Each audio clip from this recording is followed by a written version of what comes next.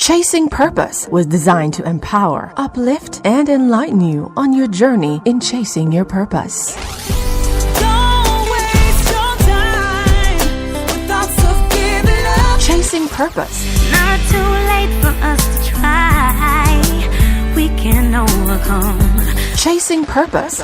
Candid conversations, nurturing faith, pursuing aspirations, setting intentions. Together we rise, divided we fall. Yeah. Let Jah lead the way. Chasing Purpose. Cause God always a listen. Chasing Purpose. One day I have to win. That's why I'ma try again. Chasing Purpose. Mondays, 7 p.m. on Arijam Radio, Arijam 360, or arijamradio.com. Hosted by Cynthia Shea.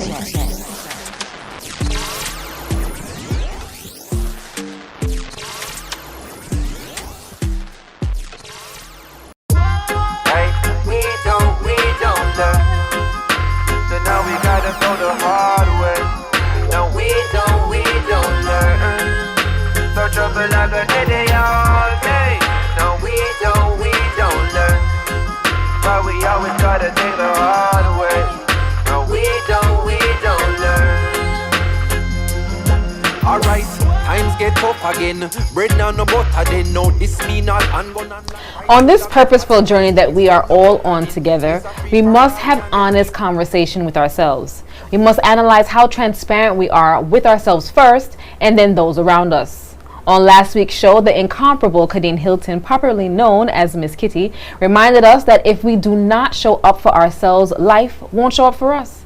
I echo that sentiment. If we do not show up for ourselves, no one will show up for us, and life will certainly pass us by. Now, what is the one aspect in which we can show up for ourselves? Well, in one word, accountability. What is accountability? What does accountability look like? Are we truly holding ourselves accountable? We are still celebrating the resilience, the brilliance, and strength of us women. Happy Women's Month, and welcome to Chasing Purpose.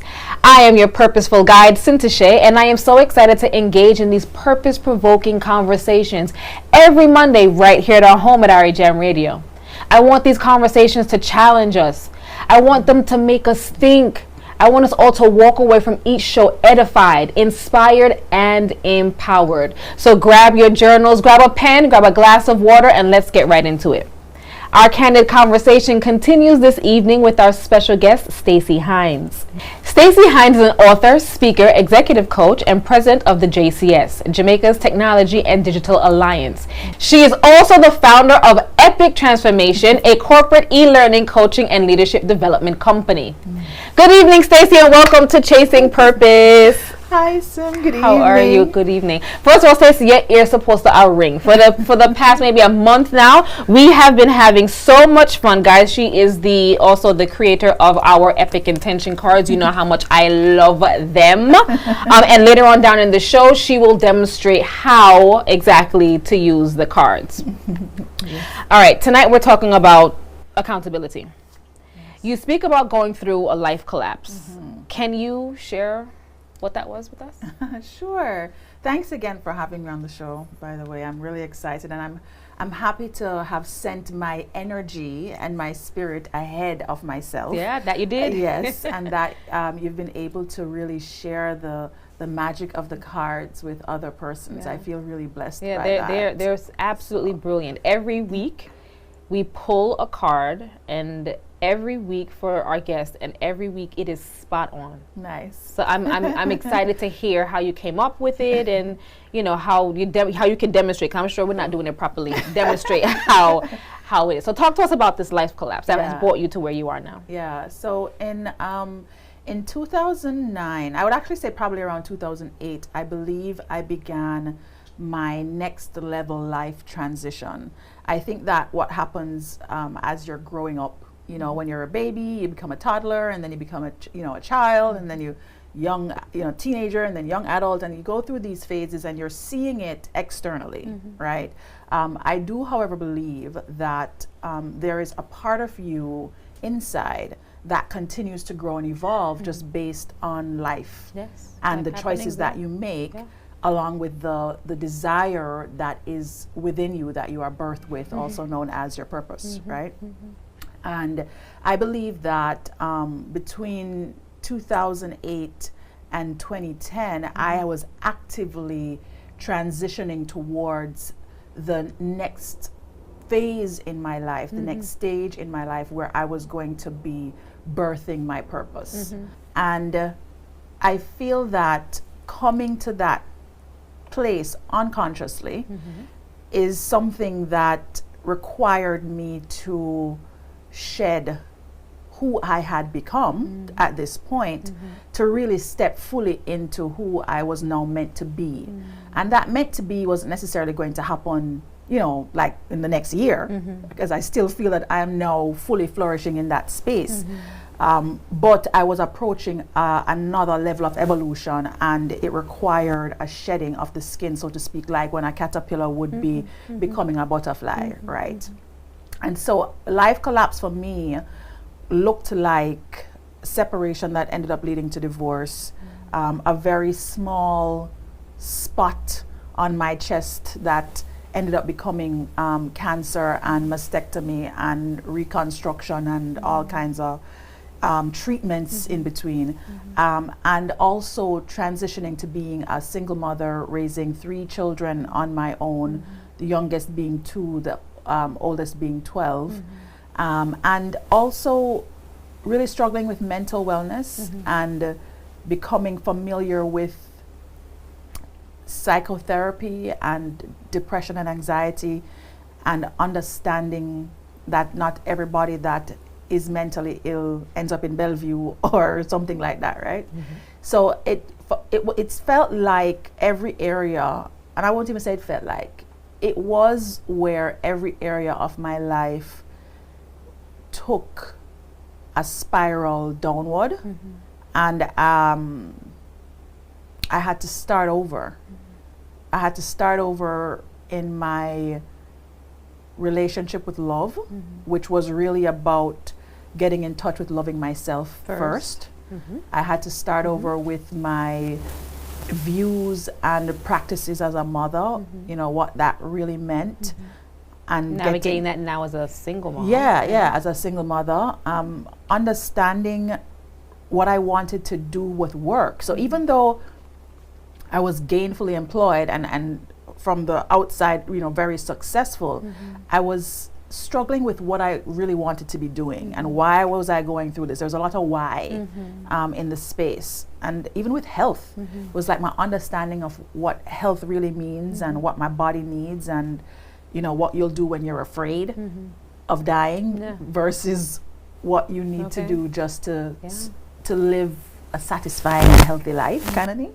So all areas. And then of course I was broke and in debt because I was going through all these moves and shifts, you know, traveling to different countries, moving, migrating to different countries with the children, and starting over on my own. So every area of my life I feel was touched, and that's why I call it a life collapse. Because there wasn't really any part of my life experience that was not compromised, and in many ways I would say under threat, and me feeling like I was in survival mode all the time. You touched on a lot of things that I want to pick up on, but let me ask you, what is the purpose of accountability? So I really like that we're talking about accountability, because accountability, as it occurs to me now, is very different than it did, I would say, even 10 years ago. And accountability aligns with self-awareness and responsibility. And there's a card I actually have in the deck that the intention says, I am responsible for every aspect of my being. And that's what I really believe accountability is. It's both self-awareness and self-accountability, self-responsibility, as well as how your beingness is impacting the world around you, whether negatively or positively. How important is it for us as women, mothers, sisters, daughters, women in the community, leaders, how important is it for us to hold ourselves accountable? Oh gosh. You know, I think for women in particular, and I have a passion for women, you know, based on, you know, what I went through and really understanding the common struggles that we face. All of it starts for us, I believe, with self-awareness and really being in touch with who we are, or actually, you know, figuring out, first of all, that we're not. Yeah, yeah. And then recognizing that and really seeking that out, right? That's our first layer of accountability, because until we are able to tap into that soulful side of ourselves, that little girl who may, for many of us, somewhere along the line, you stop hearing her voice. You know, you can still feel intuitively, Yes. you know, that she's there, but it's the same person, right? And we oftentimes shut down that voice, shut out that voice. And that's where it begins with, is touching and reaching inwardly for that self-awareness, so that you can identify, well, you know, who am I and why am I here?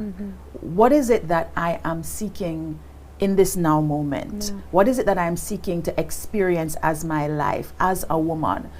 Because I think we tend to lean into what we are given as birthright, as learned experience, what we are taught, whether in school or by our parents or by, you know, church, wherever you get the exposure.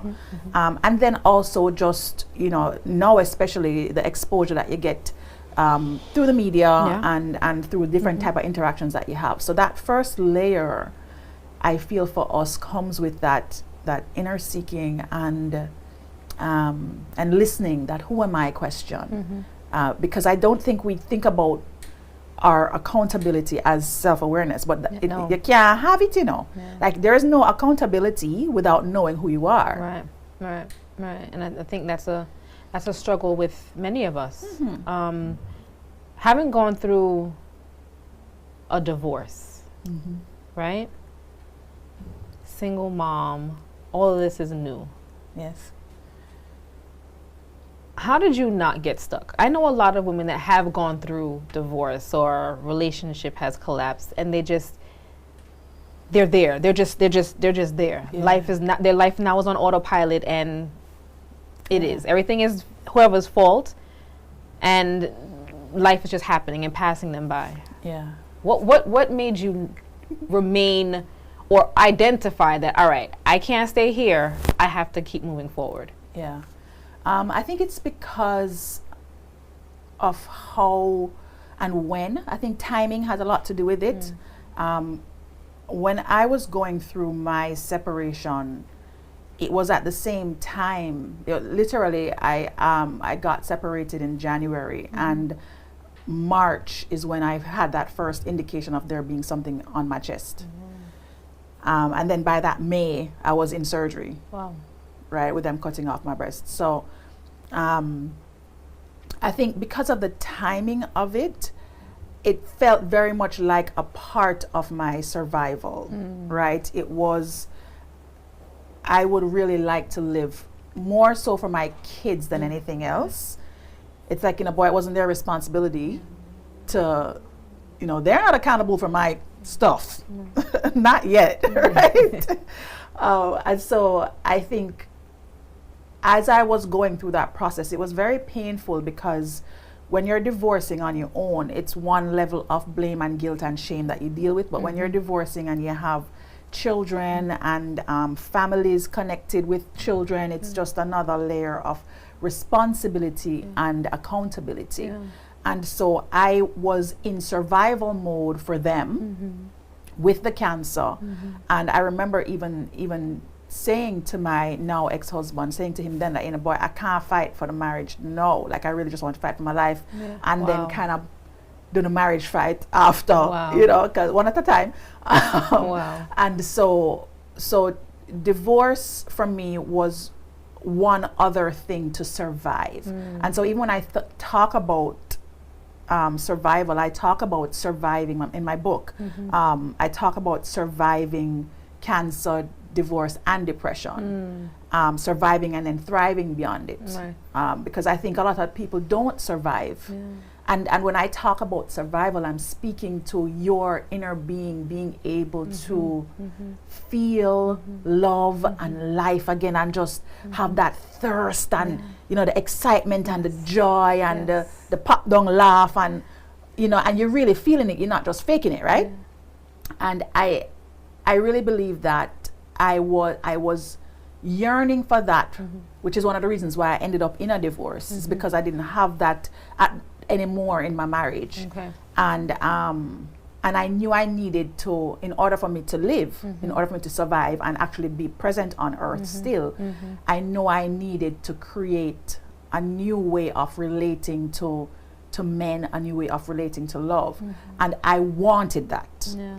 I was like, okay, so yes, divorce, I want to love again. And I mean, I think I was stuck in anger and resentment for a minute. But stuck did not mean not doing work to move my way out of it. Right. And work on yourself. It was all about me. Yeah. Everything is all about you, Yeah. Yes. Yeah. Everything. Absolutely. Absolutely. I mean, how are we going to grow and move into love, raising our children, attacking life, and listening to that inner child if we're not focusing on self? Yes. Right? Yes. That one person that is going to move us forward, because it really is us. Of course, with God's help, but it is us that's going to wake up in the morning, that is going to put our pants on, put the makeup on, get out there, attack. I know it's we. All right. How important is forgiveness as it pertains to accountability? Oh, that's a good question after the divorce question. Well, the truth is that without forgiveness, you are missing the opportunity for maybe a first step towards accountability, because it is with connecting to recognizing, I do have things within me to shift. That's the first level of accountability. And then forgiving yourself and others. There's a card in there that actually talks about forgiveness, and that's what it is. It's about forgiving yourself and others, letting go. And you have to be able to, you have to face yourself. There's a huge accountability factor in facing yourself, because when I start to look at me, girl, it wasn't pretty, right? I mean, and I was all the things, I was C-suite corporate chick, looking the look, walking the walk, talking the talk. And I had a very type A, go-getter, on the hustle, kind of persona, can't mess with Stacey kind of chick. Not somebody that would be birthing intention cards. No. And I loved that I was able to put that person forward, but that person was also holding a lot of resentment and not really in touch with herself. So how could I be accountable even in my marriage for the anger that I was holding back because I was afraid of expressing myself? I couldn't be accountable for that because I wasn't facing that. I often say that you have to face it to fix it. Yeah. You have to face it to fix it. A gem. Right. You have to face it to fix it. And if you're not holding yourself accountable to yourself, to see yourself, to even do it more intentionally through mirror work, like Louise Hay used to talk about that a lot, standing in front of the mirror and actually talk, because when you have to look at yourself, you might think it's an easy thing because you're so used to brushing your teeth, but when you have to look at yourself and say, I am not forgiving this man, or I'm not forgiving my father, I'm not forgiving my mother. When you have to do that and look at yourself and see yourself, you start feel yourself shifting, right? That's accountability calling out to you. Why do you think it's so hard for us to hold ourselves accountable? It's evolved for me. The answer for that has evolved. I'll give you two sides to how I see it. First of all, I think there's a scientific side, right? And I won't just say I think it. There's been quite a bit of research, especially in the last 10 years, around how the brain works from a survival perspective and how that affects the way we show up in life. Now, you have to remember that the brain is literally a memory machine designed to keep you alive. And for many of us, we are still living like we in the cave and there's a saber-toothed tiger on the outside And so our brains are reminding us that, hey, you have to keep on that face because that's what keeps you safe, right? That's what makes it okay to go to work. People at work relate to that face. If you change that face, then you might get fired. And if you get fired, then you can't pay your bills and you can't take it. And so you go back into that fear mentality, that survival mentality. And that's true for both men and women. As a matter of fact, even men worse. Because men, where we will now speak up and talk to our girlfriends, right? And share. You know, the men have been trained that vulnerability is not something to share. Or any other challenge that males face, right? From little boys coming all the way up. And because of what is expected of them and what they are taught as what the brotherhood looks like, it's very challenging for them to show that side and for them to be able to express that side because of fear. As a part of how we, you know, historically we've been a connected race, right? So you have your tribes and your herds. And the worst thing you want to happen to you is to be extracted or left behind from the herd, because that would mean death. And so our brains, knowing that, and you have all of the hormones, the endorphins in there that are serving that, right? It reminds you, it helps you to stay in check. So scientifically, you are wired to survive. And even though we have evolved beyond that, we still live in that kind of way now, right? And so I believe that, one, it's really survival. And until we are able to face ourselves, which comes through that self-awareness piece where somebody taps you on the shoulder, you may hear something or something catastrophic may happen in your life or in a loved one's life, and you start to think more about, you know, who am I really? Or, you know, you hear a voice, is this what life is about? And you start asking those questions. Then you start to challenge the survival mentality, right? So that's the one side of the coin. Then I also have a strong belief in the spiritual side, where innately we are born with a way of expressing ourselves in this life, right? Like we came here to express something unique about us as a part of the whole. Perfectly on time, perfectly on purpose, right? Always. And it starts to call us. I believe we get here and we're in it when we're kids, and then it gets beaten out of us by life, right? Yes, agreed. And then at some point, once you start to become free of it again, you hear it. You hear that, you feel that tug. And that for me is the spiritual side of it. And so you have the brain piece, and then you have the spirit piece, and then you have to reconcile between both and create some balance on your way to either choosing purpose or continuing to hide behind, as you said. All right, you spoke about spirituality, and off camera we were talking, before we started to shoot, you spoke about being, or what was the term? You were a devout Christian. Yes. Operative word. That piqued my interest because I want to know where the word, how the word come in, or how the was come in. Don't it? So do tell me. Yeah, and it's something that I actually actively still speak to myself about, because I was, when you talk about raised in the church, like my grandmother, love her. She took me to church when I was a baby, right? And as most grandmas do, right? And so I grew up in church. As a matter of fact, I was even an altar servant at one point. And then my high school experience, I went to a Catholic all-girls school. So I was always very entrenched in the belief system of the Bible and the way it was taught to me. And so that was an important part of both shaping who I am now in terms of my views of religion and spirituality, and also of really guiding me towards, you know, the different experiences I had to have as a Christian in order to get to where I am now in my relationship with the concept of Christ, right?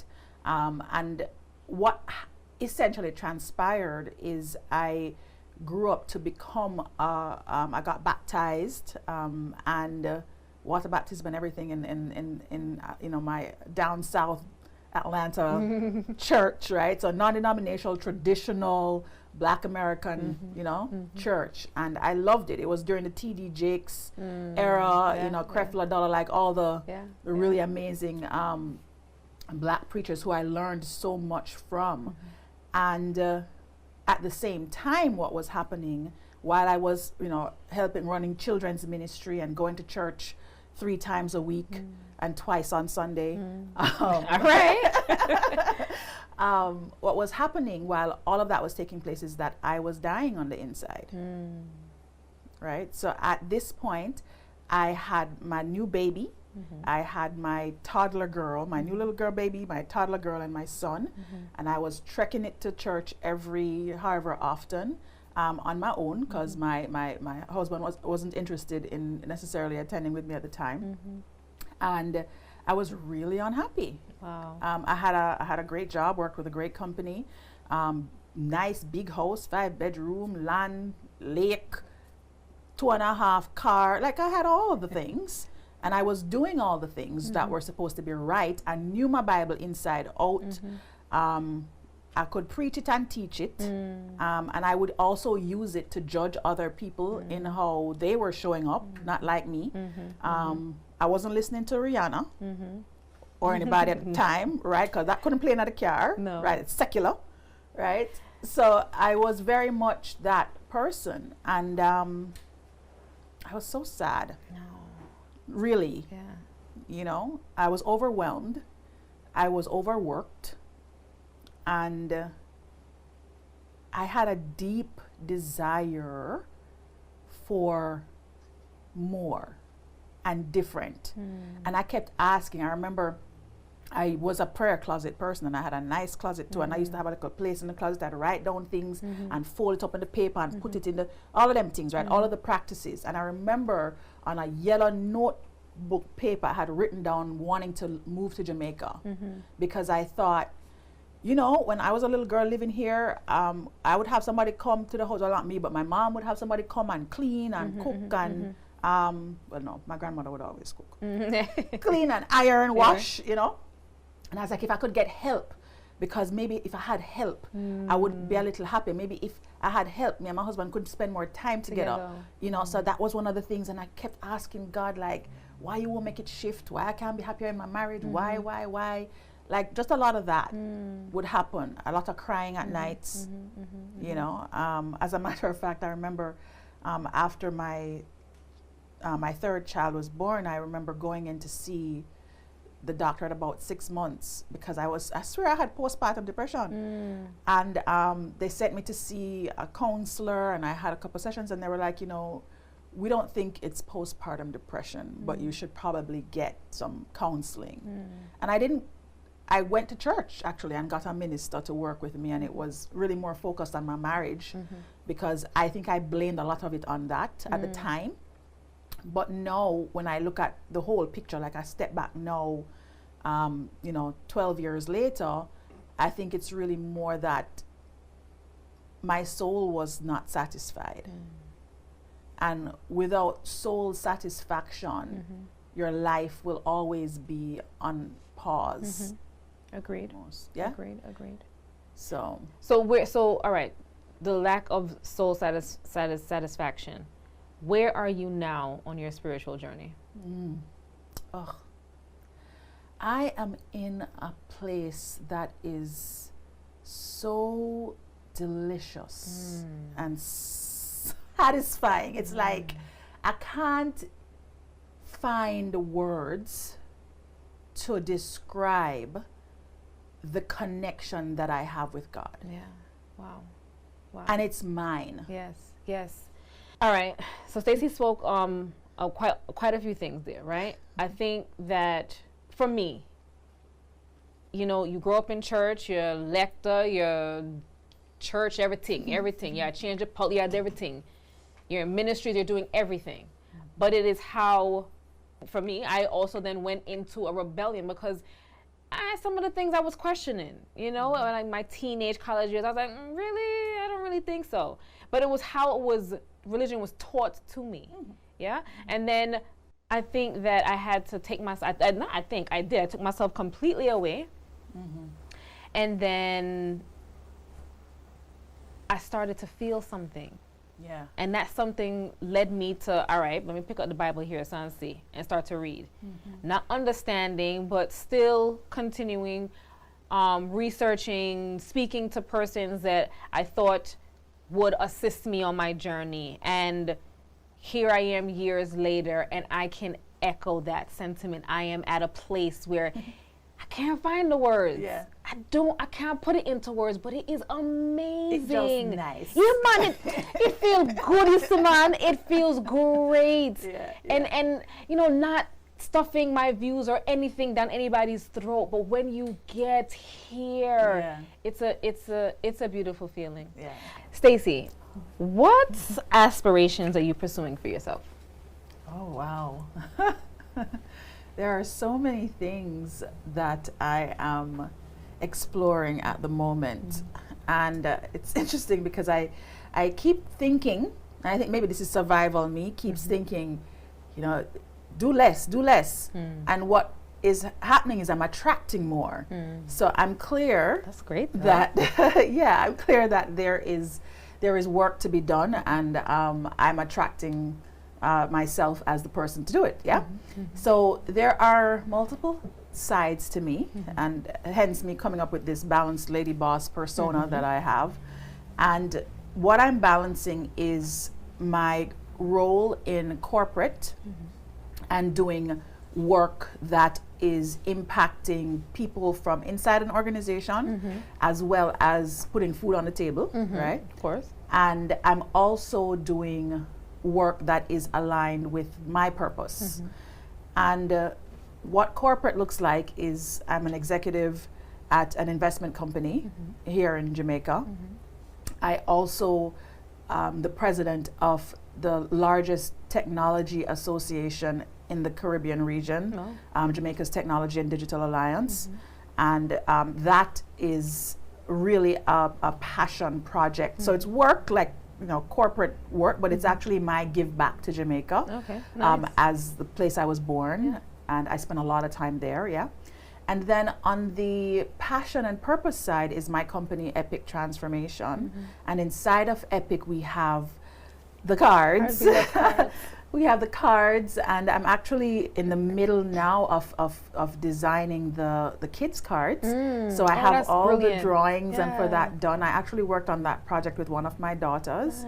And she wants to get all the credit for it. I don't know how it's going to work. Please ensure she gets our credit, okay? Yes, and I've started actually downloading. I call them divine downloads. I've started downloading the intentions for the men's cards because I am doing cards for men.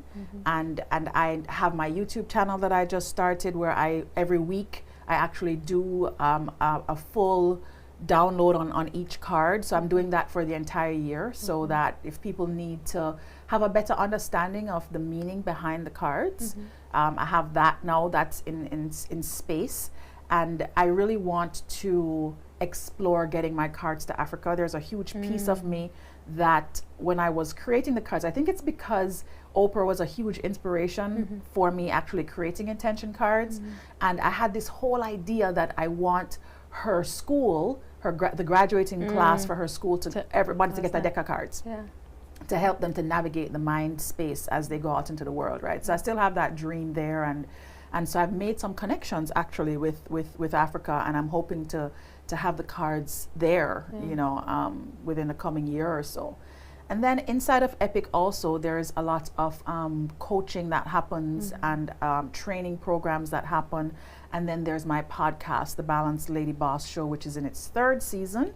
About to wrap that up. I'm approaching 100 episodes. Can you imagine? Congratulations. Thank you. Nice. So there's all of that, and I probably left off some things, but enough things. Yeah, that's enough great. Things, that's great. And we are speaking each one of them into existence. Yes, absolutely. Intentions. Yes. How important are intentions to accountability, to life on a whole? Yeah. So intentions exist whether or not you are conscious of it. right? And intentions lie at what I call your super subconscious. And essentially it is the why behind your why. Or another way to look at it, it is the energy behind the life you want to create.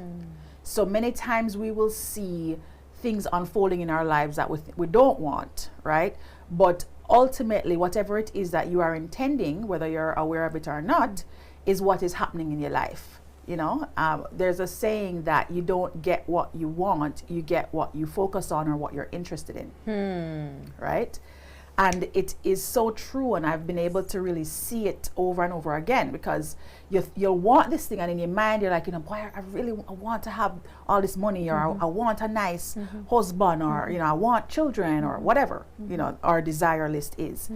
And somehow that is not showing up in your life, but what actually is showing up are the things that are going to help you to remove the blocks that are there to getting to what you want. Yeah. So intention is the path. It is the pathway to creating the life you desire. And it is the path because by aligning with your intention and putting your focus on that over and over again, you begin to train yourself to think about the things that you actually want versus the things that are showing up in life around you. And you start to now bring those things into your life with less struggle. Because you're still going to have, struggle is not negating what you desire, right? You're going to see things happening that you want to happen, and you're going to see things happening that you think are there against what you really want. But struggle is really just a way for you to fine-tune your intention, for you to fine-tune and align with clarity what you're trying to get to. So contrast actually brings clarity. Contrast brings clarity. Write it down. And when you are able to get more clear, then you can really identify the intention that you have in your soul. Yeah. I love it. Are you chasing your purpose, or have you found your purpose? I was never chasing it. I believe we are born with that inner purposefulness, whatever it is, and then we get to choose whether we want to allow it to show itself. Yeah. I love that explanation. Yeah. Yes, that's a great one. How important is faith on your journey? Girl, let's have some church. That's Atlanta. That's ATL, honey. Faith for me is all about believing, right? And it's all connected, right? So you have faith and belief, which is aligned with surrender, right? And I have had an ebb and flow kind of relationship with faith, in particular because I had bought into the dogmatic view of spirituality, which is religion, right? And so I learned about faith in that context, and it was much more of a reward game. However, now having let go of those shackles, I'm now very clear that faith is really me trusting the process and believing in the evolution of my true self, and knowing at my deepest level that I have God within me, and so everything that is God breathed and available through that presence and that being can be birthed through me. Tell us about the power of intention. I know I light up every time we talk about intention, right? So the power of intention, I discovered through a book that Oprah wrote, What I Know for Sure, which is why I said earlier that she's one of the reasons why I created intention cards. And she actually described it as the thing that completely changed her life and allowed her to be as successful as she is today. And it is because it is the energy with which we create our lives. So that's really the power. You think about being able to harness how you create your life. That's mighty powerful, right? Wayne Dyer, who I've read most of his books, he's written over 30 books. is actually called the father of intention. Yeah. And he has written a book and done lots of talks on the power of intention. Like there's a book called The Power of Intention. Okay. And a huge part of it is being able to see yourself for who you are and being able to identify the ego and how that kind of robs you, how the ego robs you of your ability to access your authentic power. Wow. Right? We're going to put that on our book list. Say Wayne Dyer, what? The Power of Intention. Power of Intention. Yes. Adding that to the book list. And Oprah's, what was the other one? What I Know for Sure. Oprah, what I know for sure. Add it to our book list. How vital is intention when seeking one's purpose? Intention is always there. It's either you're going to be the person that is deliberately creating in alignment with it, or living in default, which is where life is just happening and you feel like you're getting some bucks autopilot. around. Yeah. Right.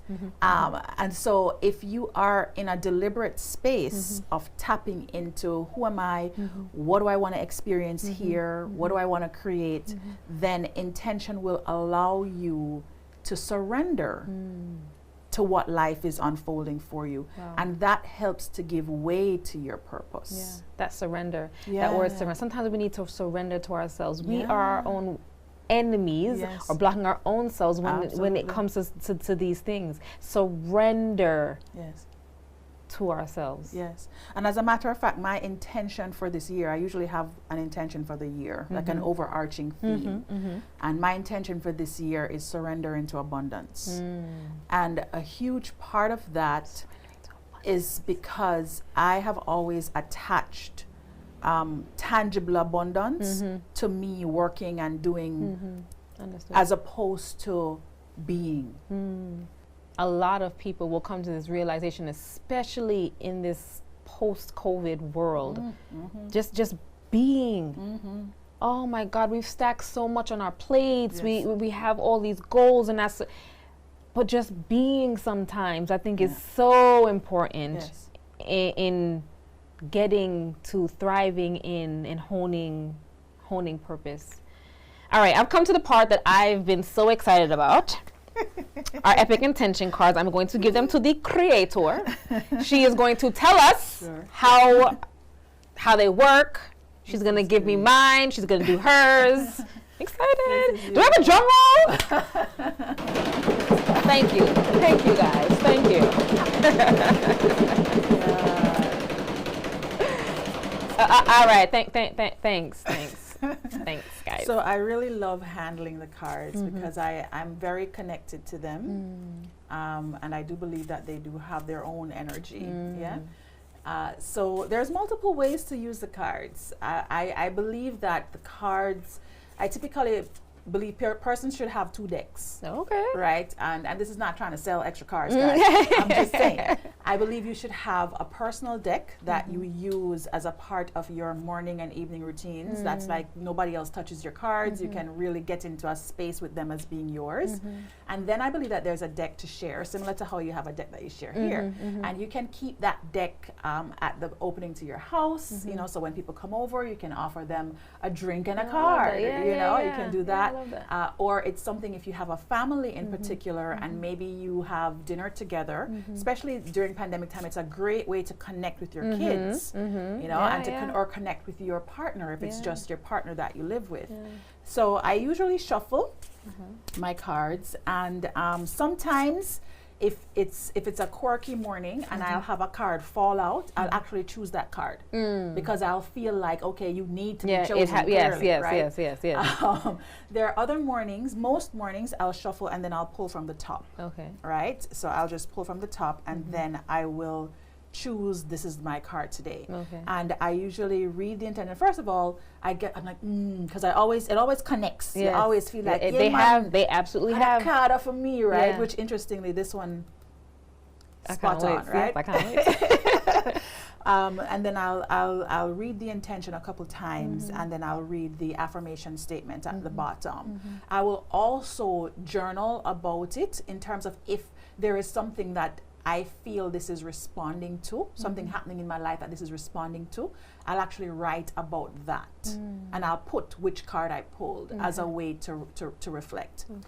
if I have a day where I have time and I have the space to do it, I'll actually spread the cards out. So after shuffling them, I'll spread them out.